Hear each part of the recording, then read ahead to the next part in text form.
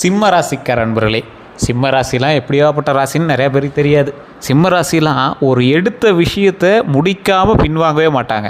அது எவ்வளோ தவறான செயலாக இருந்தாலும் சரி, எவ்வளோ பெரிய கடினமான செயலாக இருந்தாலும் சரி, ரிஸ்க் எடுக்கிறதெல்லாம் ரஸ்க் சாப்பிட்ற மாதிரிம்பாங்கள்ல, அதெல்லாம் இந்த சிம்ம ராசிக்கு மட்டும்தான் பொருந்தும். சிம்ம ராசிக்காரர்கள் நிறைய பேர் எங்களோட தொழில் ரீதியான விஷயங்களுக்காக நிறைய போராடி இருப்பாங்க.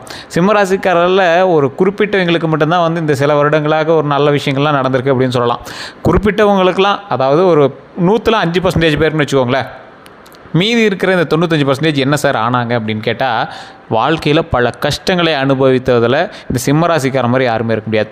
அதே மாதிரி இந்த சிம்மராசிக்காரன் கூட இருந்தான் அப்படின்னா அங்கே இருக்கிற இடம் வைப்ரேஷனாக இருக்கும், ஒரு சூப்பர் வைப்ரேஷனாக இருக்கும், ஒரு பாசிட்டிவ் வைப்பாக இருக்கும். கூட இருக்கக்கூடிய மற்றொரு நபருக்கும் பவர் தரக்கூடிய அளவுக்கு, ஒரு பாசிட்டிவ் எனர்ஜி தரக்கூடிய அளவுக்கு ஒரு நபர் இருக்கார் அப்படின்னா அவர் இந்த சிம்மராசிக்காரராக தான் இருப்பாங்க. சிம்மராசிக்காரன் தொழில் தொடங்குறதுக்கு முன்னாடி வருவான், சிம்மராசிக்காரன் சண்டை போடுறதுக்கு முன்னாடி வருவான், சிம்மராசிக்காரன் எதிர்த்து நிற்கிறதுக்கு முன்னாடி வருவான். ஆனால் இந்த சிம்மராசிக்காரனுக்கு ஒரு கஷ்டம்னு இருந்தபோது ஒருத்தங்க கூட இல்லையே சார்.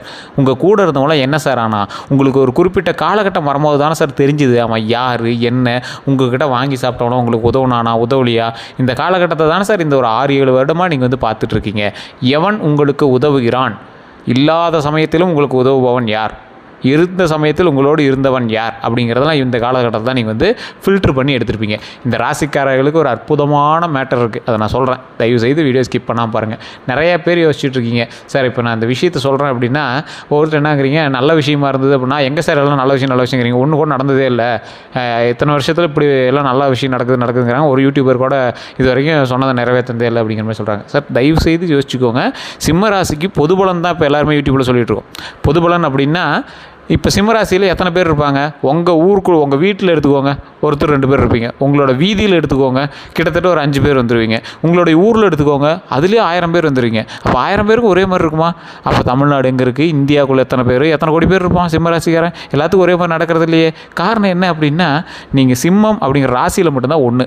மற்றபடி தசாபுத்தி வேறு, உங்களுக்கு லக்கினம் வேறு, நட்சத்திரம் வேறு, உங்களோடு பிரயாணிக்கக்கூடிய மற்ற ராசிகள் வேறு. அதற்கு தகுந்த மாதிரி தான் உங்களுடைய செயல்பாடுகளும் நடக்கும். ஸோ இதெல்லாம் ஃபில்ட்ரு பண்ணி தான் ஜாதகத்தையே சொல்ல முடியும். அதனால தான் உங்களுக்கு தனி புக்கு, உங்களோட கேட்லாக், உங்களுடைய காஷன் புக்கு அப்படின்னு சொல்லுவாங்க. உங்களோட கேட்லாக் புக்கு, உங்களுடைய மேனுஃபேக்சரோட புக்கு தான் ஜாதகம்.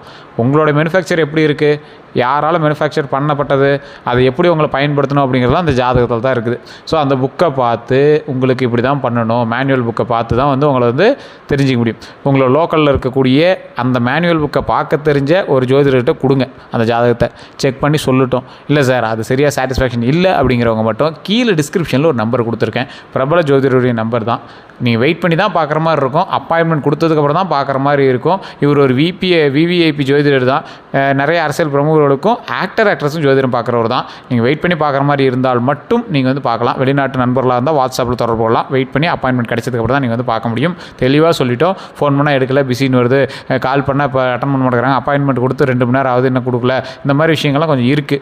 ஏன்னா நிறைய பேர் வெயிட் பண்ணிட்டு இருக்கிறாங்க, அதுக்கு தகுந்த மாதிரி வெயிட் பண்ணி தான் பார்க்குற மாதிரி இருக்கும். அப்படி இருக்குது ஓகே அப்படிங்கிறவங்க மட்டும் நீங்கள் கீழே இருக்கிறீங்க வாட்ஸ்அப் பண்ணிக்கோங்க, ஃபோன் பண்ணி நீங்கள் பேசிக்கோங்க. நம்பர் நான் ஃபேஸ்புக்கில் ஸ்க்ரீன்லேயே கொடுத்துட்றேன், அதேமாதிரி டிஸ்கிரிப்ஷனில் நம்பர் கொடுத்தா நீங்கள் செக் பண்ணிக்கோங்க.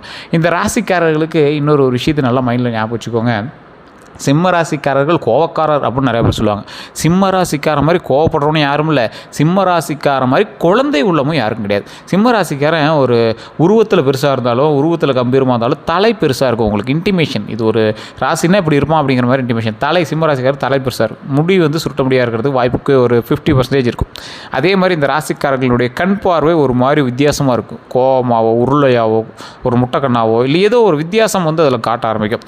சிம்ம ராசிக்காரர்களுக்கு ஒரு குறிப்பிட்ட மச்சம் இருக்கும். சிம்மராசியில் மச்சத்தோடு பிறந்தவர்களாம் மிகப்பெரிய ஒரு அற்புதமான ஆளாக வருவாங்க.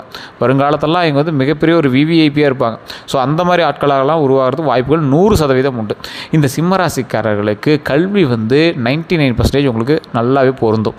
தொழில் அதுக்கு மேலே பொருந்தும். நீங்கள் வளரவே உங்களோட தொழில் உங்கள் கூடவே வளர்ந்துட்டு வரும். அந்தளவுக்கு உங்களை ஒரு டாப் மோஸ்ட் பர்சனாக தான் உங்களை கொண்டு வந்துகிட்டே இருக்கும். உங்களுடைய பேர் ஃபேமஸ் ஆக ஆரம்பிக்கும். உங்களோட பேருக்கு ஏற்ற மாதிரி உங்களுடைய நடவடிக்கைகளும் உங்களுடைய தொழில் ரீதியான சில விஷயங்களும் முன்னேறி வந்துக்கிட்டே இருக்கும். இந்த ராசிக்காரர்கள் எப்பேற்பட்ட ராசிக்காரர்களாக இருந்தாலும் இறை வழிபாடு முக்கியம். அதுவும் குலதெய்வ வழிபாடு கண்டிப்பாக தேவைங்க. குலதெய்வ வழிபாடு பண்ணக்கூடிய சிம்மராசிக்காரர்களுக்கு துன்பங்களே வராது, சந்தோஷம் மட்டும்தான் இருக்கும். சந்தோஷம், நிம்மதி மட்டும்தான் இருக்கும். அதே போல் இந்த சிம்மராசிக்காரர்களை நோக்கி பலரும் படையெடுத்து அப்படியே வந்து ஹெல்ப் கேட்க ஆரம்பிப்பாங்க. நீங்கள் பரவாயில்லையே, உங்களுக்கு கொஞ்சம் பண்ணுங்களேன், அப்படியே உங்களை நட்போட்டாரம் உருவாக ஆரம்பிக்கும் இனி வரக்கூடிய காலகட்டங்களில். ஏன்னா உங்களோட வளர்ச்சி அந்த மாதிரி இருக்கும். உங்களுடைய வளர்ச்சியை கண்டு சிலர் பொறாமைப்படுவது உண்டு. டிஜிட்டல் மீடியாவில் உங்களுடைய பிரதிபலிப்புகள் கொஞ்சம் அதிகமாக இருக்கும். உங்களுடைய மவுஸ் வந்து கொஞ்சம் அதிகரிச்சுட்டே வரும். ஸோ அதே போல் நீங்கள் வந்து ஏதாவது இப்போ இன்ஸ்டாகிராமு, ஃபேஸ்புக்கு, யூடியூப்பு அந்த மாதிரி விஷயத்தில் நீங்கள் கொஞ்சம் ப்ராப்ளம் ஆவீங்க.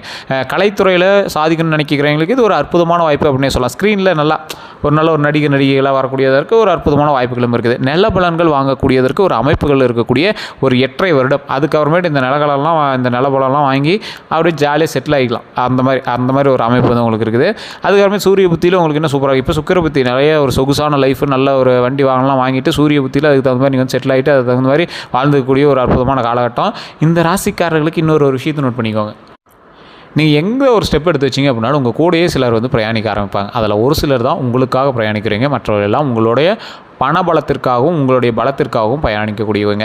இந்த ராசிக்காரர்கள் பொறுமையாக நிதானமாக எந்த விஷயத்தை செஞ்சாலும் செய்யுங்க. தயவு செய்து சொல்கிறோம், உங்களுக்கு வந்து இதை செஞ்சே ஆகணும் அப்படிங்கிற ஒரு முன் நோட்டம் உண்டு. அது பரவாயில்ல தான், இருந்தாலும் அதை தாண்டி ஒரு விஷயம் உங்களுக்கு வந்து கொஞ்சம் அப்படியே கொஞ்சம் சுருள ஆரம்பிக்குது. அது என்ன அப்படின்னா, இந்த ராசிக்காரர்கள் மட்டும்தான் எதை எடுத்தாலும் அடம்பிடிச்சு பண்ணுவாங்க, ஆனால் அதை சக்ஸஸ் பண்ணிடுவாங்க. உங்களுடைய பெற்றோர்களாகட்டும், உங்கள் கூட இருக்கிறவங்களாகட்டும், இவன் எதுக்கூட அப்படி பண்ணுறான், அவன் கூட அப்படி பண்ணுறான் அப்படிம்பாங்க. நீங்கள் பண்ணுறதை பார்த்தா பயமாக இருக்கும். ஒரு சிலர்லாம் யாரா அவன் சைக்கோவாடா அப்படிங்கிற மாதிரிலாம் இருக்கும். ஆனால் நீங்கள் அவுட்புட் கொண்டு வரும்போது அது என்னமோ சக்ஸஸாக மாறிடுது. அது உங்களுடைய நேரமாக என்னென்னு உங்களுக்கே தெரியல. சார் நான் ஏதோ பண்ணேன் சார், ஆனால் எப்படி தப்பிக்க வச்சிச்சு சார், கடவுள் புண்ணியத்தில் எங்களை காப்பாற்றி விடுது சார், கடவுள் ரொம்ப நன்றி சார், கடவுள் எங்களை நல்லபடியாக இதேமாதிரி சந்தோஷமாக பார்த்துட்டே சரி சார் அப்படிங்கிற மாதிரி நம்மளுக்கு வந்து உருவாக்கி கொடுத்துருது. இந்த ராசிக்காரர்களுக்கு பண வரவு அருமையாக இருக்கும். ஆனால் இந்த காலகட்டம் உங்களுக்கு பண வரவு பெருசாக இல்லை அப்படின்னா உங்களுடைய ஜாதகத்தை கண்டிப்பாக செக் பண்ணுங்கள். தசாபுத்தி மாற்றமோ அல்லது உங்களுடைய வீடு இருக்கக்கூடிய லொக்கேஷனோ அதுக்கு தகுந்த மாதிரி சின்ன மாற்றங்கள் ஏற்படுத்திங்க அப்படின்னா நல்லாவே இருக்குங்க. ஏன்னா இது உங்களுக்கு சுக்கிர புத்தி ஒரு குறிப்பிட்ட காலகட்டம் வந்து உங்களோட தசாபுத்திக்கு ஏற்ற மாதிரி சின்ன மாற்றங்கள் இருக்கலாமே தவிர ஓரளவுக்கு பரவாயில்லையான காலகட்டமாக தான் இருக்குது. இல்லை சார் அப்படி ஒன்றும் கிடையாது சார், கண்டபடி திட்டுவீங்க கமெண்டில் ஒருத்தர். அதுக்கு நான் தயவு செய்து சொல்கிறேன், நான் முன்னாடியே சொன்னது தான், சிம்மராசிக்கு மட்டும் தான் நான் ஜோசியம் சொல்லியிருக்கேன். அதுக்குள்ளே இருக்கக்கூடிய தசாபுத்திகள்லாம் நீங்கள் ஃபில்டர் பண்ணி பார்த்தீங்கன்னா கண்டிப்பாக உங்களுக்கு நடக்கக்கூடிய விஷயங்கள் வேறையாக இருக்கும். நீங்கள் இருக்கக்கூடிய ஆக்சிஸ் லாங்கிடியூடில் வேறு மாதிரி இருக்கும். ஸோ அதற்கு தகுந்த மாதிரி உங்களோட மாற்றங்கள் கண்டிப்பாக இருக்குங்க. அப்போ நீங்கள் என்ன பண்ணணும், கண்டிப்பாக ஜாதகத்தோட நீங்கள் செக் பண்ணிக்கணும். உங்களோட லோக்கலில் கொடுத்தே செக் பண்ணுங்கள். அப்படி இல்லைனா மட்டும் கீழே நம்பர் கால் பண்ணுங்கள். அப்போ நீங்கள் இருக்கக்கூடிய இடத்துலேருந்து உங்களுடைய ஆக்சிஸ் மாறும்போது உங்களுடைய தசாபுத்திக்கான காலகட்டங்கள் மாறுது. ஒரு ஆக்சிஸ் மாறிச்சு அப்படின்னா கூட கிட்டத்தட்ட அங்கே ஒரு மாதம் 2 மாதம் உங்களோட கால்குலேஷன் வந்து மாற ஆரம்பிக்கும்.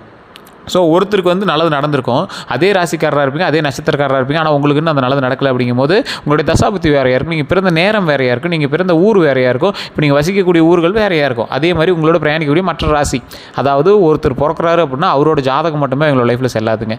அவருடைய ஜாதகம் செல்லும், அவங்களுடைய தாய் தந்தையரோட ஜாதகம் செல்லும், அவங்களோட மனைவியினுடைய ஜாதகம் செல்லும், அவங்களோட குழந்தையினுடைய ஜாதகம் செல்லும், அவரோட சகோதரனுடைய ஜாதகம் செல்லும். இதுதான் வந்து அவங்களோட லைஃப்பை முன்னேற்றி கொண்டுறதுக்கான ஒரு கால்குலேட்டிவ் மேனுவல் புக் அப்படின்னு சொல்கிறது. இது நிறைய பேருக்கு புரியுறதில்ல. அவங்களோட ஜாதகத்தை மட்டும் பார்த்துட்டு அடிச்சுதுரா ஜாக்பாட் அப்படிங்கிற மாதிரி வந்துருக்காங்க. கூட இருக்கிறவனுக்கு ஜாக்பாட் இருக்கணும், அவனுடைய விதிகளும் அவனுடைய சாராம்சமும் அவனுடைய நல்ல நேரமும் நம்மளுக்கு வந்து பயன்படணும். அந்த மாதிரி தான் நம்ம வந்து யோசிக்கணுங்க. நிறைய பேருக்கு இந்த விஷயங்கள் தெரியறதில்ல. தெரிஞ்சவங்க கண்டிப்பாக வந்து ஜோதிடர்கள்ட்ட பார்க்கும்போது அதை சொல்லி நீங்களே கேளுங்க. இல்லை சார் ஒருத்தர் ஜாதகத்தை வச்சு நீங்கள் எப்படி சார் சொல்லுவீங்க? அப்போ இதில் யாருடைய ஜாதகம் வந்து வலுவான ஜாதகம்? ஒருத்தருக்கு வந்து ஒரு மாதிரி இருக்குது, ஒருத்தருக்கு பரவாயில்லையா இருக்குது. அப்போ யார் வந்து செல்லும்?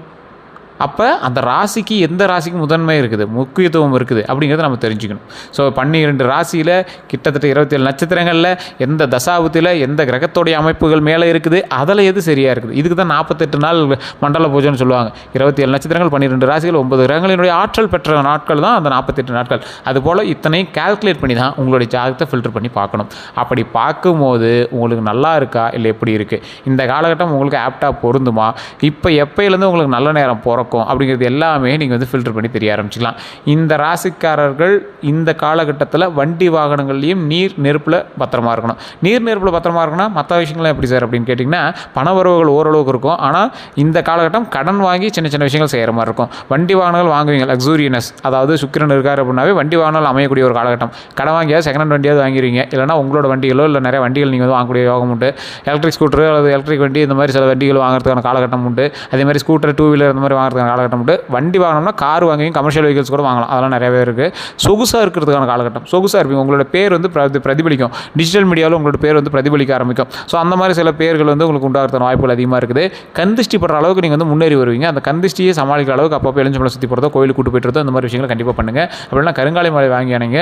கருங்காலி மாலையோ அல்லது கருப்பு கலரில் இருக்கக்கூடிய ஒரிஜினல் கருங்காலி மாலை நீங்கள் பயன்படுத்தினீங்க அப்படின்னா கண்டிப்பாக உங்களுக்கு கந்திஷ்டிகள் வராது. அப்படி வேணும் அப்படிங்கிறவங்க அதுக்குமே வந்து பார்த்தீங்கன்னா நான் டிஸ்கிரிப்ஷன் நம்பர் கொடுக்குறேன், அப்படின்னா வாட்ஸ்அப்பில் லிங்க் வந்து நான் கீழே கொடுத்துருப்பேன், அதுக்கு நீங்கள் வந்து கால் பண்ணி கேட்டு தெரிஞ்சிக்கலாம். அதே போல் இந்த ராசிக்காரர்களுக்கு ஒரு முக்கியமான ஒரு விஷயத்தை சொல்ல ஆரம்பிச்சிட்டேன். குலதெய்வ வழிபாடு தான் கட்டாயம் நீங்கள் பண்ணி ஆகணும். குலதெய்வ வழிபாடு பண்ணுறவங்க நீங்கள் ஏதோ ஒரு வருஷத்தில் ஒரு நாள் ஃப்ரீ டைம் கிடைக்கும் போது பண்ணுறது தவறுங்க. அப்படி பண்ணலாம், நம்ம சாமி தான் அப்படி நம்மளோட சொல்ல போகிறது கிடையாது. இருந்தாலும் பௌர்ணமி நாட்களில் அம்மன் தெய்வத்தையும், அமாவாசை நாட்களில் ஆண் தெய்வத்தையும் நீங்கள் வணங்குனீங்க அப்படின்னா அதோடைய விஷயமே வேறு மாதிரி இருக்கும், லெவலே வேறு மாதிரி இருக்கும் இல்லையா? ஒரு நல்ல வளர்பிறை நாட்களில் போய் உங்களோட குலதெய்வத்தை வழிபட்டு வாங்க. ஒரு நாளாவது வருடத்தில் ஒரு நாள் அங்கே போயிருங்க. அங்கே உங்களோட குலதெய்வத்தை உட்காந்து பேசுங்க. கூட்டமாக இருக்கிற அன்றைக்கி தான் போகணும்லாம் அவசியம் இல்லை, கூட்டம் இல்லாத அன்றைக்கி கூட நீங்கள் ஒரு நாளைக்கு போயிட்டு வாங்க.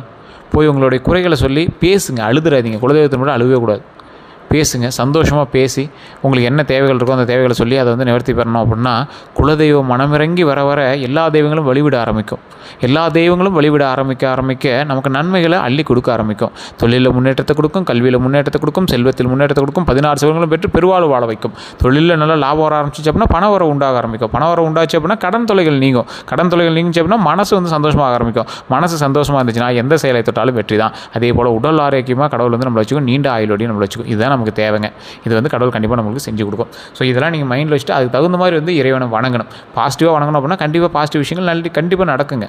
உங்களுக்கான காலகட்டமும் உங்களுடைய பாசிட்டிவ் எனர்ஜியும் இணையணும். அப்போ தான் உங்களுக்கு வந்து நல்ல நேரம் பிறக்கும். உங்களுக்கான காலகட்டம் ஜாதகம் சொல்லும். உங்களோட பாசிட்டிவ் எனர்ஜி நீங்களாக உங்களோட உடலுக்குள்ளே உருவாக்கிக்கணும். இதுதான் வந்து ஆறா அப்படின்னு சொல்லுவாங்க. எல்லா கடவுளுக்கு முன்னாடி இருக்கும் ஒரு ஒளிவட்டம் மாதிரி, எல்லா மனுஷனுக்கு முன்னாடி அது இருக்கும். அதுக்கோசரம் தான் பெண்கள் வந்து தலையில் பூ வைப்பாங்க, அந்த ஆறாவை மதிக்கக்கூடிய ஒரு விஷயமாக. பல சில ஆண்களும் பூ வச்சுருக்காங்க, அது நிறைய பேருக்கு தெரியறதில்ல. ஸோ இதே மாதிரி இந்த இறைவனை வணங்கும் போது ஒவ்வொருவரும் கொஞ்சம் யோசித்து உங்களுடைய குலதெய்வ வழிபாடு பண்ணிவிட்டு அங்கே இருக்கக்கூடிய ஒரு 10 பேருக்கு அன்னதானம் பண்ணுங்கள். மிகப்பெரிய சந்தோஷமான சில நாட்கள்லாம் உங்களுக்கு காத்துட்ருக்கு. சில நாட்களில் மிகப்பெரிய சந்தோஷமான பல நாட்கள்லாம் நம்ம காத்துட்ருக்கு. பல சந்தோஷமான நாட்கள் காத்துட்ருக்கு. ஸோ அதனால் ஒவ்வொரு விஷயத்தையும் சக்ஸஸ்ஃபுல்லாக நடக்கிறதுக்கான காலகட்டமாக அமையுது. ஸோ தயவுசெய்து இறை வழிபாடு பண்ணுங்கள். வேறு ஏதாவது சந்தேகங்கள் இருக்குது அப்படின்னா கீழே டிஸ்கிரிப்ஷனில் நம்பர் இருக்குது, அந்த நம்பருக்கு ஃபோன் பண்ணி ஜோதிட ரீதியான விஷயங்கள் பேசிக்கலாம். இப்போ நான் சொன்னதெல்லாம் உண்மையா அப்படின்னு மறக்காம கமெண்ட் செக்ஷனில் பதிவிடுங்க. எல்லோருக்கும் நன்றி நண்பர்களே.